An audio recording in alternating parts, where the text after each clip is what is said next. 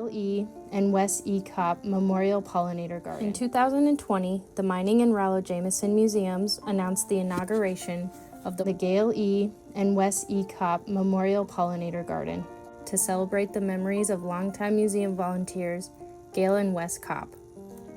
Since Wes passed away in April 2020, the museums have participated in celebrating the fond memories of both Gail and Wes. Wes is mostly remembered at the museums as the man who gave away thousands of wooden animals and shapes he cut out himself on a historic pedal-powered jigsaw to kids over 38 consecutive Heritage Days. Wes and Gail were instrumental in bringing the Rollo Jameson Museum to Platteville. Together with their children Keely, Corey, and Kenyon, the Kopps tirelessly spent long hours transporting Rollo Jameson's artifacts from B-Town to their new home in the Hammer Robbins School Building in Platteville. Gail served on the first board of the Jameson Museum Association, now known as the Friends of the Mining and Rollo Jameson Museums. Wes didn't like committee work, and so instead dedicated himself to restoring many items still on display, including the wood floors of the 1905 Hammer Robbins building. We learned that, besides the museums, Gail and Wes also valued the natural world and were supporters of conservation organizations that deal with insects and pollinators. The museum would like to honor the Kopps and their contributions by creating the Gail E. and Wes Kopp Memorial Pollinator Garden. The garden will extend about 150 feet along Main Street and 100 feet along Virgin Avenue in the museum's terrace garden. New grant funding from AARP, along with memorial donations, will extend that garden along Virgin Avenue and fund educational signage that explains the importance of pollinators and provides information about pollinators and the native plants included in the gardens. The signs will help residents and visitors gain a deeper understanding of nature in this nook of the Driftless area.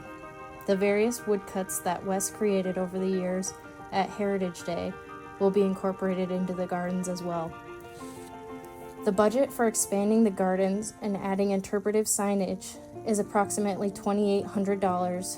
The museums have received $845 in memorial donations to date, as well as an in-kind donation of native plants valued at $500. The museums operate under a very tight operating budget in normal years, and this year's COVID-19 pandemic is significantly impacting revenue. The museums have been selected to receive one of AARP Wisconsin's small dollar, big impact grants, which are being awarded monthly in 2020 to projects around the state that are designed to improve communities and make them better places for everyone to live, work, and play as they age. Judges selected the project for the $1,000 grant after receiving more than 6 proposals from communities around Wisconsin. The grant will help fund a project that will expand, beautify, and make the Gail E. and Wesley E. Kopp Memorial Pollinator Garden available in all seasons for the community to enjoy. The judging panel liked the proposal for several reasons. They said it not only gives youth and seniors a place to be outside, but it helps the threatened bee and pollinator population. It also gives the museum something people can interact with and learn from, even during social distancing requirements.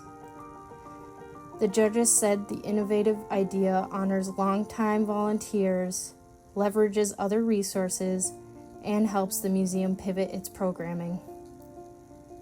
It's also a bonus that other funds have already been raised for the project.